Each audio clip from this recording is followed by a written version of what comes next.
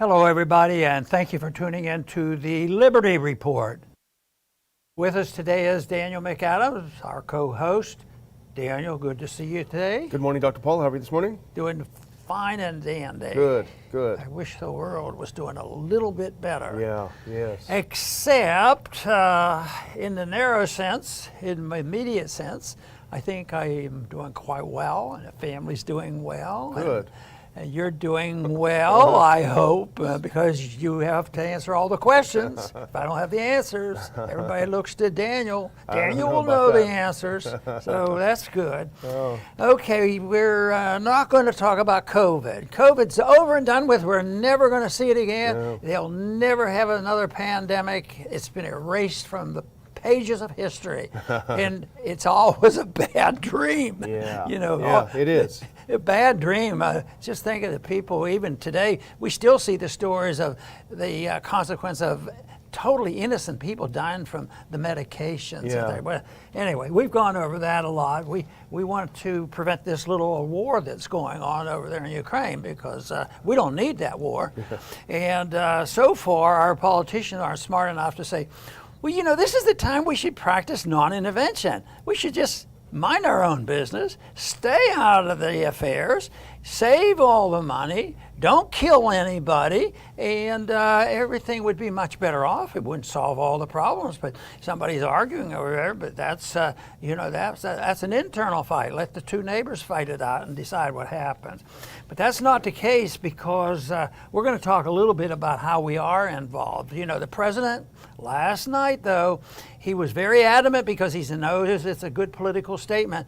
We will not be sending troops over there to fight Russian troops. And, you know, over the history of this country, we've heard that statement before. Before you knew it, our troops were fighting other troops. And it doesn't even take a declaration of war. The presidents just decide to send them, and that happens.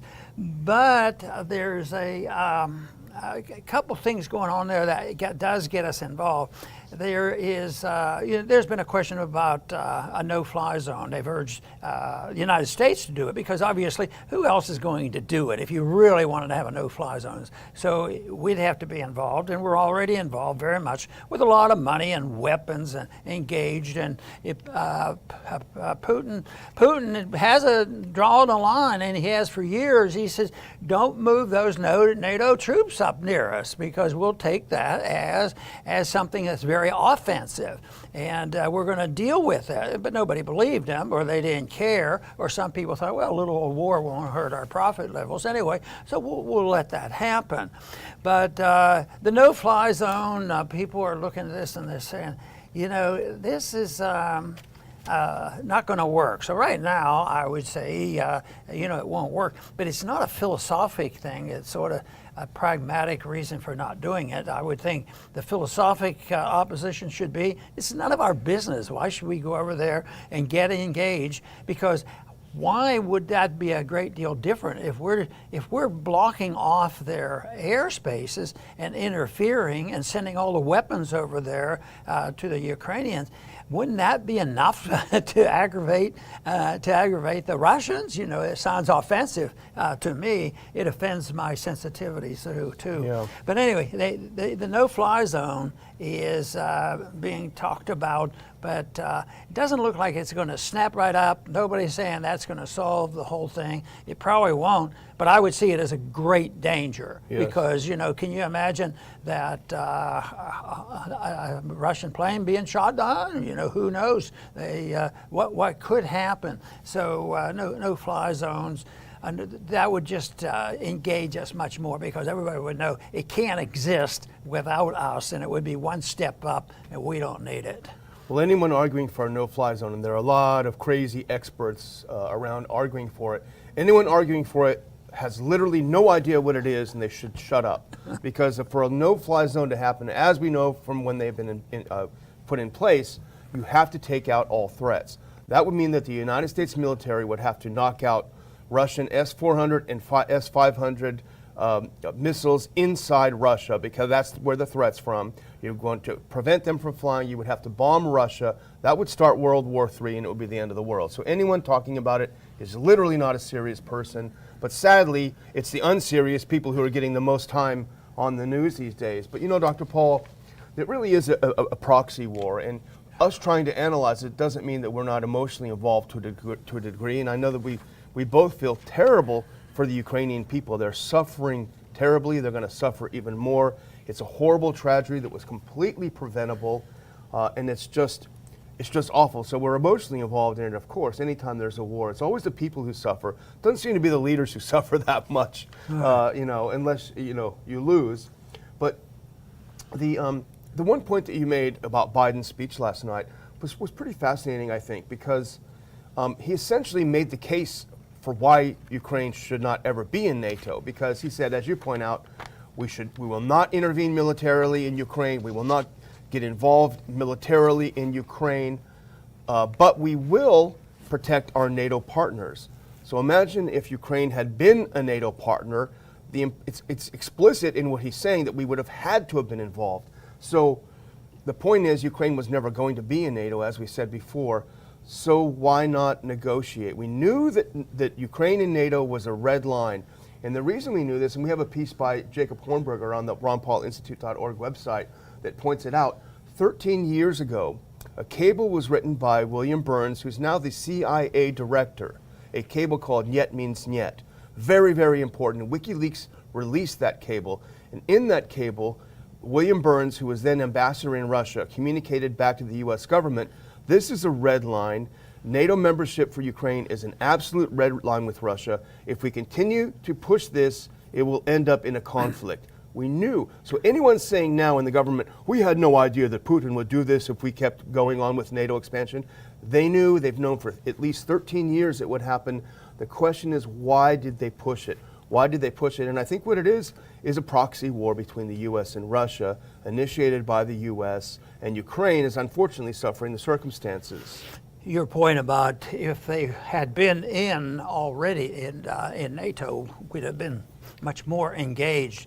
But you know, the problem there also is when we join these organizations and have mutual defense, it implies that the declaration of potential war has already been there. Congress sometimes rubber stamps it, sometimes they don't, and they certainly don't bother with a technicality like declaring a war. They don't do that, but they just go on, and Congress is disengaged from it.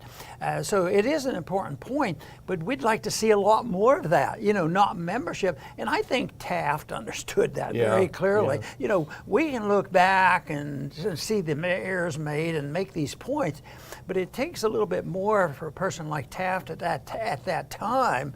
You know, was saying he made the statements. He even concentrated on Russia. You know, it was a very appropriate statement of being careful about this. But you're absolutely right too about the victims. The victims are there, and so often they're the young people. There's always somebody that's going to suffer the consequences, and yet the sad part is that in reality, the large majority of people in any country, you know, wouldn't vote, I think war's a good idea. Yeah. They just get badgered into, it's the propaganda, and we've been warned by a lot of people that propaganda is a very powerful tool, and the people go along with it, and right now, boy, I'll tell you, I was talking to Lou yesterday, and Lou agreed with me that there's this propaganda thing, and we probably expect Lou to agree. But he said he thinks this is one of the worst times ever for the propaganda. Much more concentrated, and the results have been more powerful than, say, going into Iraq. Yeah. You know, and of course we tried to make that point, but that is a powerful tool, and the Nazis understood it very clearly. Absolutely. Well, you know, it's not excusing violence, because violence is not excusable. But the real crime here is, as I said, we knew that Ukraine would never go into NATO. We knew how Russia would react if we kept insisting that they have a chance of going into NATO. So why didn't we negotiate? Because we already knew those two things. Now we know that we knew those two things. Why didn't we negotiate and say, well, Ukraine wasn't going to be in anyway. Let's make a deal. Let's figure out how we can make this work. For some reason, Washington wanted a war. Maybe it has to do with COVID. Who knows? because certainly the hysteria from COVID is now transferred onto Ukraine. But the second one we wanted to talk about in this first segment, which is sort of about escalation, a potential escalation, is about what the U.S. is saying it's planning to do. And let's actually move ahead to that second clip, because we already covered the first one about the no-fly zone. If we can put that second one on. This is for our friends at antiwar.com. U.S. sending Stinger anti-aircraft missiles directly to Ukraine for the first time. First time ever, reportedly, the U.S. is going to send Stingers, which will shoot down Russian helicopters. So on one hand, Biden is saying, we're not going to get involved militarily, we're not going to send in troops, but then he's sending in weapons that will kill Russians. And the question is, how much of that will Russia take? How much of it, if they start losing helicopters from our Stingers, how much of that will they take before they respond? And the other question is, why are we doing this? You wonder why do they go along, why do these countries go along with it and do what we want to do? They do it in economics all the time. When we have these economic squabbles, you know, we're going to put on sanctions and everybody signs up. We put out directives about COVID and everybody goes along with it. It's the power that we have. It's the sensation that we have an empire. We have all the weapons and all the money, but of course all that is dwindling. But you know, to me, this is every bit as much war. I've argued the case that when you embargo and boycott and blockade, and a person can't get access to their money, even to their own citizens that we're seeing now over issues, we'll block your banking account. I mean, those are acts of war, and they're criminal, and yet people tolerate it too much, but it certainly is an attack on liberty. That's why, whether it's a war against COVID or the war involvement that we're involved in over on Ukraine and Russia, the people suffer. The most innocent people suffer. The people who pay the bills are the poor and the middle class. And I think those arms manufacturers are doing pretty good. The pharmaceuticals did pretty good. So there seems to be some profiteering involved there. And of course, a free market person would be delighted if you're honestly giving a good product and the people are buying your product and it's honesty. That's a lot different than people making money because they have good lobbyists. Yeah. And that's how it works now. Well, you talk about profits. I must have been reading your mind, because put on the next clip. Guess who makes the Stingers, Dr. Paul? This is going to shock you.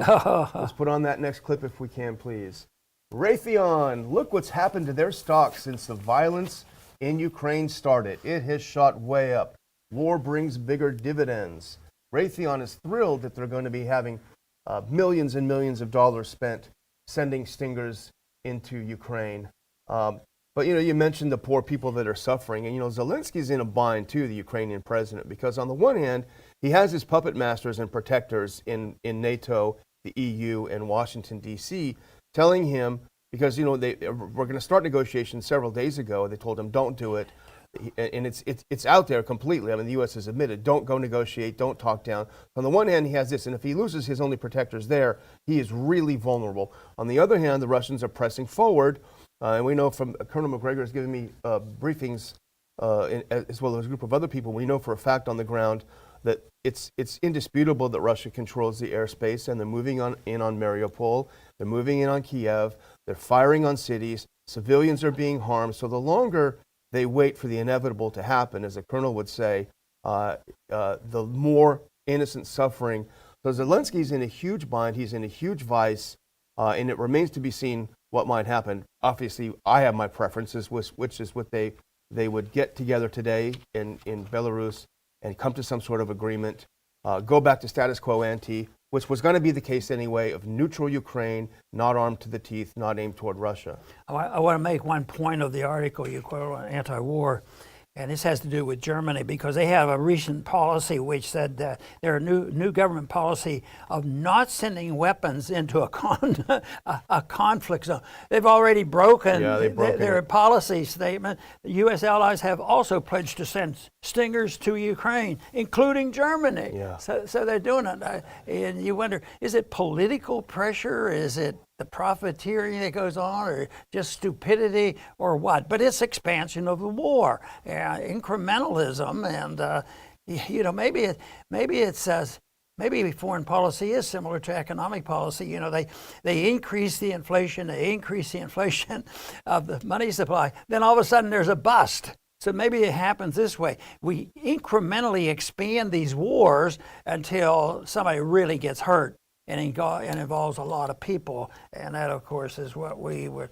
hope to be able to avoid. Yeah. And we talked about Michael Tracy a lot yesterday. He's had some really good insights, and I think I attribute that to the fact that he's a real journalist. You know, he doesn't just take sides like you're supposed to. If we can put up that next clip, because we're talking about escalation, rhetoric, and reality. And if we can put that next one. So here is a quote from the president of Poland, Andrzej Duda, and he says, this is an article about what he says from Stars and Stripes. Duda's statement comes as the U.S. and its NATO allies ramp up military support for Ukraine while trying to avoid getting drawn into the war. And Michael Tracy makes the point, trying to avoid getting drawn into a war by ramping up military support for that war. A uniquely American logic pretzel, right? Yeah, that's good. This one other item that sort of goes along with it, also from anti-war, EU plans to send fighter jets to Ukraine, but the planes are falling apart. Well, the deal is falling apart. The deal is falling apart. That they were going to, and it's really fascinating because this is how the head of foreign policy for the EU got way out ahead of its member countries. He said, we're going to send 100 Russian Soviet-era fighting jets over to Ukraine, and the Ukrainian side said they're even going to be stationed on Polish soil.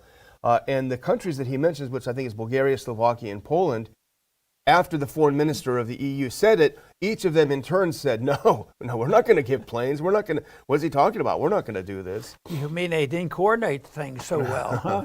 Well, they realized that launching planes from Poland to attack Russians in Ukraine may not be the best idea. So they got a little cautious all of a sudden. All of a sudden, right? Yeah. Well, we want to talk about some of the economics. And if we can put up that next clip, we saw this on Zero Hedge this morning. And I know you've got a lot to talk about this, but it's the issue of the economy and what the market is doing with the threat of a total embargo of Russian oil and the effects on the U.S. The latest news is the White House says they're open to sanctions on Russian oil and gas. So what does that all mean? Well, it means that things are going to get worse, and it means that the gasoline is going to cost a lot more money.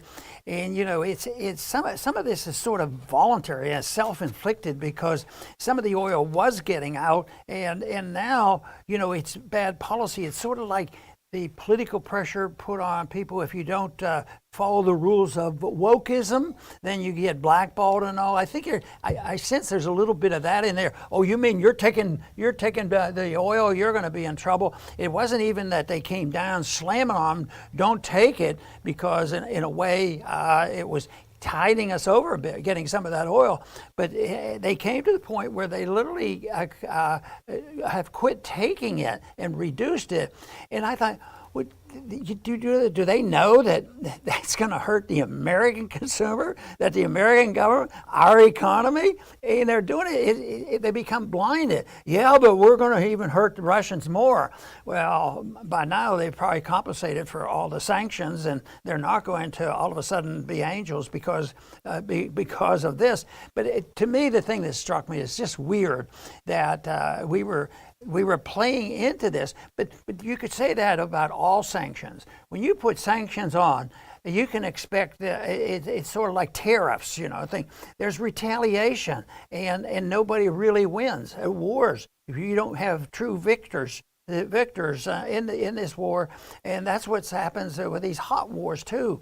So who knows how long this little war is going to last? Some people think it's going to be over in a few weeks, and some people say they thought it was going to be over with shock and awe, and that we'd be in and out of Afghanistan too, and that took a long time. The plain truth is nobody knows exactly when it's going to be over. If it's over quickly, it might be a good sign. It might be that the most brutal authoritarians have won the battle, and it wouldn't be ended because there would be a continuation of the hatred and the fighting that's been going on for a good while. Well, you know, I'm just reading here on The Guardian as you're speaking. I want to get the latest, but they're reporting now that Brent crude is now $113 a barrel. We've seen natural gas go I think from about a thousand a cubic ton, 1,000 euros a cubic ton. Now it's more than doubled. I think it was up to 2,200, if I'm not mistaken, this morning. What's that going to do to the economies, especially of Europe that's having an energy crisis? You know, in this article that I quoted before, it said nobody will buy the oil now despite record discount. They're willing to sell it on the cheap, but it's sort of the political and the psychological thing. And you know, yes, if we have to punish ourselves, we will. But, you know, hardly are they fighting for the cause of liberty and making the people suffer even more. You know, that's one thing I don't think the average American would say. You know, today they're going to go out and they're, you know, the $4 a gallon of gas is just around the corner, if not already here. Yeah. And then it's going to be $5. But they're not going to think about this. They're going to not think about it. They'll just say, well, it's all Russia's fault or all, you know, somebody else's fault. But they would never accept the fact that maybe our stupid policies have had something to do with it. Maybe inflation is part of it. Maybe debt is part of it. And maybe the Federal Reserve printing money is part of it. They're just going to be angry and they're going to say, I want my government to take care of me, so send me more money. Well, you know, the president already signaled, you know, when this war first started, Americans are going to have to get used to higher prices now because we've got to defend democracy in Ukraine. So he's already tied the two together, and we talked about it before on the show. On the one hand, he kind of has an excuse for things going south. Hey, don't blame me. I'm just trying to save Ukraine. But on the other hand, he's now got that tied around his neck. At what point, if he keeps saying that, are Americans going to say, you know what, I'm all for Ukraine. It's a great, you know, they should be free, but I don't like paying $6 a gallon. And truck drivers going to say, well, your stuff's going to cost a lot more because we're spending a ton of money on diesel. At what point are Americans going to say, you know, I don't know about this? You know, maybe we can call this speech last night Malaise 2. Yeah, exactly. That's perfect. Yeah, it really is. Yeah. Well, the next segment we wanted to do, we could sort of theme it as cooler heads. And if you put up that next clip, this is Mexico, our neighbor to the south. Mexico declines to impose economic sanctions on Russia. And when I saw that, I sort of, maybe I'm just getting a little bit nutty with all the stuff going on. It sort of reminded me of COVID. You know, when the COVID came out, 90% of the countries in the world got hysterical and did the most hysterical things that turned out to be counterproductive. And there were just a couple of holdouts. Sweden and a couple of other places held out. This sort of reminds me of this. The world is going hysterical about sanctioning Russia, and Mexico says, you know what, I don't think this is a good idea. You know what, maybe what really will happen is Mexico does that, and that angers our government, and our government comes along, and we impose strict rules against Mexico. Maybe they'd reduce the illegal immigration. You know, sanctions. Yeah, they're going to slow that down. We don't like all those imports. Yeah, it's interesting. We'll see where that goes. Certainly, the U.S. has the ability to put a lot of pressure on Mexico if it gets to that point. In the next cooler heads, we talked about it a little bit, but let's put that up, that second one, just to remind the viewers of the second in the cooler heads. This is the deal falling apart about sending the jets over.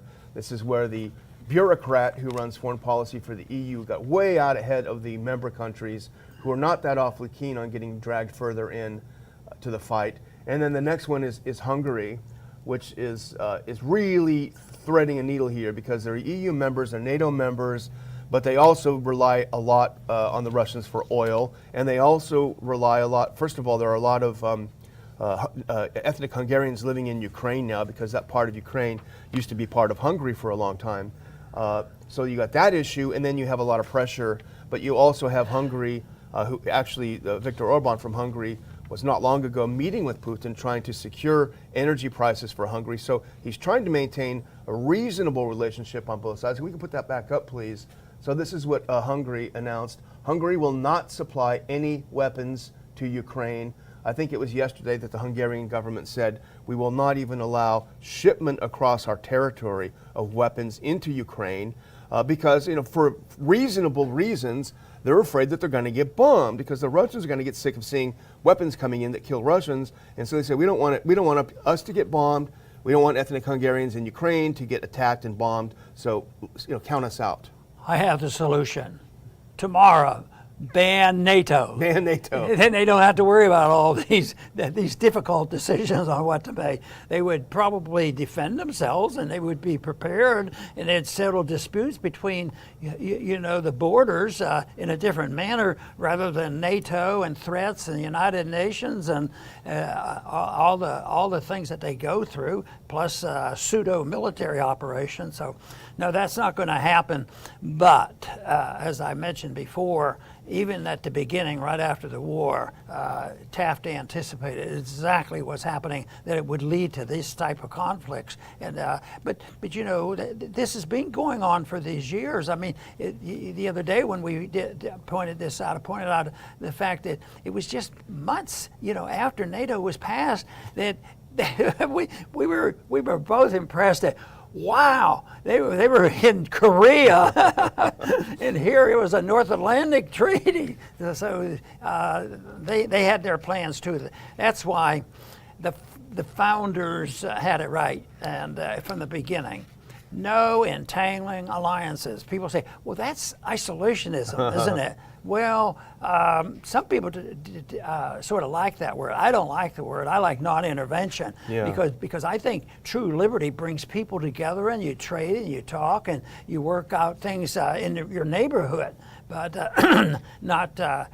it's not done that way. Now it's politicized, and it's power, and it's weaponry, and it's financial big dealing. And then there's always managers of this. It's not like there's going to be no managers. Like in free markets, the managers are dispersed. But the managers here would be the deep state, and they get to make all the noise. I think they make so many decisions about our elections and everything. That's probably being pretty cynical, that they actually have something to say about. I knew that was occurring. If anybody wanted to be the chairman of a particular big committee, they were insiders. They knew them, and they were friends with the insiders on the other side of the aisle too.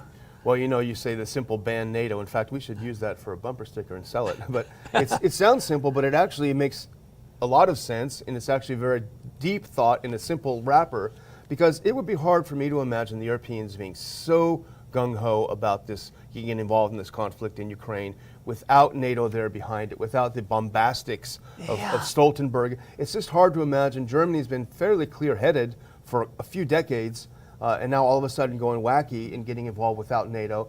The purpose of NATO was to deter violence, but the reality is that NATO is encouraging violence. So, let the Europeans handle it. And I guess the final thing we wanted to talk about real quickly is this move by the EU to ban any broadcasting by RT and Sputnik, because they don't want foreign propaganda. They don't want to have. You can't hear the Russian side of things. I think it's disgraceful.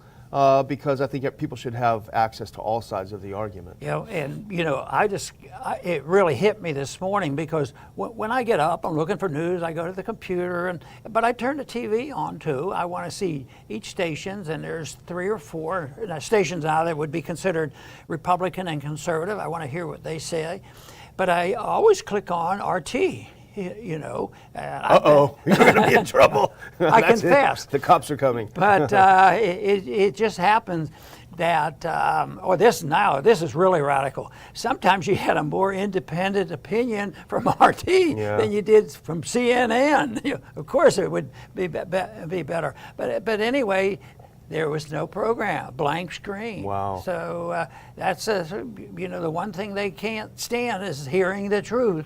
And so whoever was responsible, but I think that has I don't know whose rule that is. That would be probably our government banning it, wouldn't you think? It could be a cable carrier that says, okay, we're not going to carry it anymore. Intimidated and all that. So it's hard to reverse those things. Once they go, to get it turned back on, it's not going to be that easy. And I don't remember the exact details, but I saw a tweet just before the show. One of the RT presenters, he commented on a comment from a European EU official, and she put up a picture of the town hall in Kharkiv that was bombed, and she said, look, they bombed a school in Kharkiv. And the RT guy said, see, this is the city hall. That's why you want to ban RT, because you want to be able to tell your lies and your propaganda without anyone challenging it. So it's a shame, I think, because it's the U.S. acting like it says that Putin is like. He's an authoritarian. He doesn't allow other opinions. He jails the protesters. Well, some of that may be true, but we're kind of doing the same thing when we shut down media that doesn't agree with the U.S. government or the European governments. Mm-hmm. As I think about the big picture, I think the big picture of history and what's going on is those who seek the truth and those who distort the truth. And that can go back to the beginning of time. That was an issue. Who's telling the truth? Who knows the truth? It turns out that nobody has total access to the perfect truth, and that's what life is all about, is sorting it out. And this to me is important, but it's we go backwards when the war breaks out. The truth becomes treasonous. You can't. They totally reject it. There's no effort. In more peaceful times, people have debates. There was a time in medicine that you could debate medical care, and you could debate natural immunity, and you wouldn't be penalized for it, seeking the truth in a scientific way. But no, that was canceled. We were not allowed to do that. Then politically, the same thing in a more peaceful time, where as many people as possible should be seeking the truth. But then there's also the very small minority who are very, very aggressive. They want to eliminate the truth because they want to be dictators. Yeah. Well, I'll just close by thanking our viewers for continuing to tune in to the Liberty Report. It's very difficult reporting on an issue like this when there's such an overwhelming amount of emotion on one side. We're trying to be cooler heads. We're trying to be analysts. We're trying to analyze the situation objectively rather than fall into the line of hysterics on all sides. And it's not easy, because then you get hit from both sides for just trying to be cool and analytical about it. But we're dedicated to providing you the information as best we can, digest it, and put it out. We appreciate your support. If you want to support the show financially, you can go to ronpaulinstitute.org and make a tax-deductible donation to the Ron Paul Institute, which is the producer of this show. And again, we thank you for your support for the Ron Paul Liberty Report. Very good.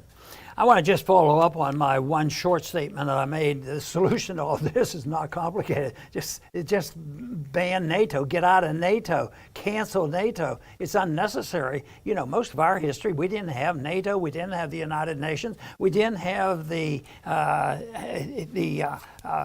Federal Reserve, we didn't have fiat money, and yet that's all has changed. And it wasn't like we didn't know what was right, because I think the founders were put in that group that I just talked about, seeking truth, political truth, and they were very much aware of history and the progress made by emphasizing the truthful things of things.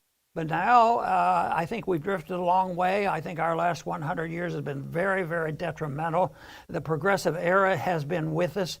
And you say, well, there's no hope now. Look how far. We've been over 100 years, and they've infiltrated, and that's what COVID was all about. They've infiltrated everything, the media, the schools, the medical profession, the whole thing. And yet I remain optimistic that there has been and is a remnant of people who know the truth, and that remnant is actually growing. And it's those ideological efforts made by many, many people that makes all the difference in the world. Because I do believe in the long run that truth wins out, and when an idea whose time has come, it can't be stopped. Right now, a bad idea has come, and these last 100 years has been bad, but it has to be challenged. The opportunity is before us right now because it's such a failure. People talk about this failure that we're facing and what this year in politics will be like, but I'm not so sure that they have a clear understanding of what has to be used to replace the system that is falling apart. And I think that's what we want to participate in, and that's why we work very hard to promote the whole cause of peace and prosperity. I want to thank everybody for tuning in today to the Liberty Report. Please come back soon.